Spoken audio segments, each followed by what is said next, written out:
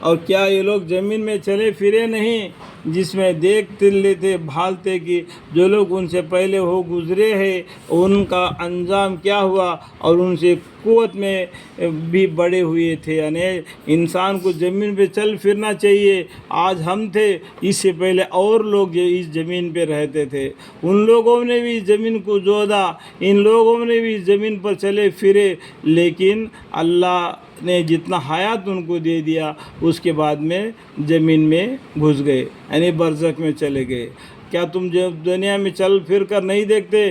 کیا یہ لوگ زمین میں چلے پھرے نہیں جس میں دیکھتے بھالتے کہ جو لوگ ان سے پہلے ہو گزرے ہیں ان کا انجام کیا ہوا اور اسی قوت میں بھی بڑے ہوئے تھے، وہ طاقت میں بھی تم سے بڑے ہوئے تھے اور انہوں نے زمین کو بویا جودا تھا. تم جس طریقے سے زمین میں بوجھتے ہو جوتتے ہو، یعنی زمین کو ہل سے چلا کر بیج ڈال کے اناج پیدا کرتے تھے، وہ لوگ نے بھی بھائی اسی طریقے سے کر دیا.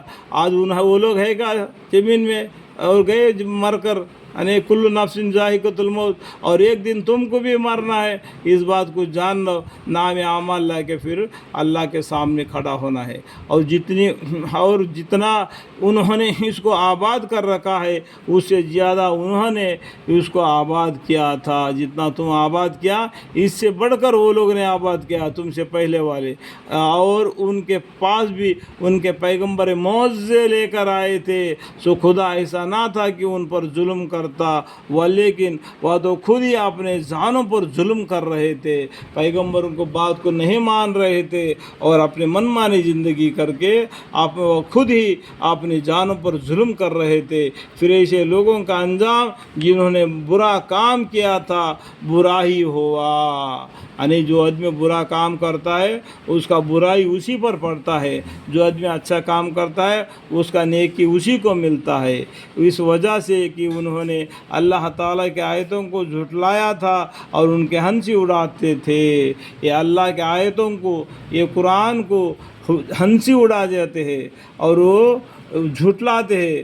اور مسجد میں بھی مؤذن اذان دیتا ہے تو کافر لوگ اس کے بارے میں بھی ہنسی اڑاتے ہیں، مسلمانوں کے تمسخر کرتے. عنقریب مرنے کے بعد معلوم ہو جائے گا کہ ان کے کام کا ان کو بدلہ ملے گا.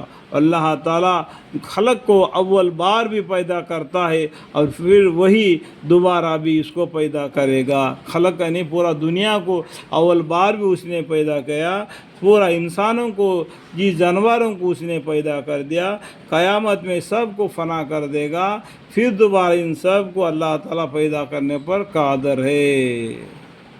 خلق کو اول بار بھی پیدا کرتا ہے، پھر وہی دوبارہ بھی اس کو پیدا کرے گا. پھر اس کے پاس لائے جاؤ گے، کل قیامت کے دن سب اسی کے پاس لائے جاؤ گے. اور جس روز قیامت قائم ہوگی، جس روز قیامت قائم ہوگی اس روز مجرم لوگ حیران زدہ رہ جائیں گے اور ان کے شریکوں میں سے ان کا کوئی سفارش نہ ہوگا.